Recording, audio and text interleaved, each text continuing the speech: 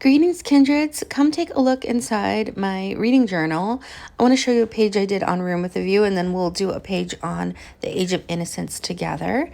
So here's my little inside cover, which I adore, my Jane Eyre page, and then I meant to make this on camera, but I simply just didn't. So I have this cute little window cut out because I was trying to play on words with the Room with the View, and this little bit is actually from some packaging, but it looked like Italy. All these flowers around the sides are actually from contact paper, but I really wanted this dreamy look, kind of like my book cover here, to go with it, to look a little Italian, a little summery, and very, very floral. I loved this book. If you've seen the movie, which I saw the movie as a child, the book will not disappoint, and I love Helena Bonham Carter in it. Okay, moving on to Age of Innocence. I had not seen this film first, so I went in very blind, and it was better than I expecting. A little bit sad, but like in a good way, does that make sense? And so I am just looking at different bits of ephemera. So kind of like this is also packaging, and I like that it kind of looks like a book. It doesn't make the cut, but I do want to use these eventually either in Penpal Happy Mail or in my book journal. And so I'm just looking at what kind of dreamy, The Age of Innocence has such beautiful scenery, both in the book and in the film. And so looking at different pieces I might be able to use for this spread that really fit the tone. I have little envelopes for favorite books, and I just kind of add pieces. I have a lot of those dreamy girl stickers because I love women in art. Speaking of which, this postcard I almost wanted to frame. I just think it's so lovely. So a little jump there, but I cut the postcard down, and I am going to jump through this video a little bit as I am playing with things, but I still kind of want to show you my process because these pages take over an hour to make. I am indecisive, and I just have to kind of process in real life as I go. And then like this, I'm just cutting it down so it will fit in that little kind of doily piece. I am covering up quite a bit, but I just think it's so lovely and the perfect frame for the character there.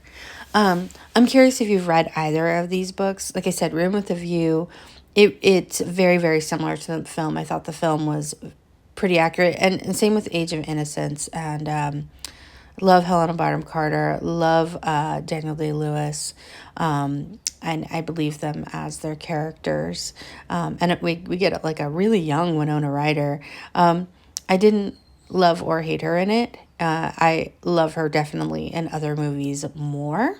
And so here I am just kind of trying to follow the pattern.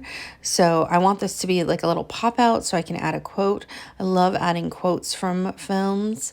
Someone asked me in another video, what do you write about in your book journal? So I write little things like on this one, I always like to include a quote if I remember. But I also like to just journal, I guess, like writing about, oh, I remember watching this movie with mom, or, I remember a lot of books and films that I like are heavily influenced by my mom, I think. Now, there are like the gothic side and those kind of books, definitely not her jam. Oh, so here, look, I've added the washi and layering some things.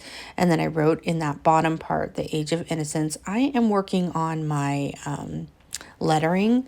So, but yeah, Mom is definitely not into like the gothic or that stuff. Like she could do maybe like a Rebecca, but she's not going to be reading any Grady Hendrix or Stephen King, probably. But she spent some time in England in her youth, and she's a, big BBC Brit Box person. And so I have wonderful exposure to that because of her. I also have some beloved pen pals in the UK, and I really, I love Jane Austen.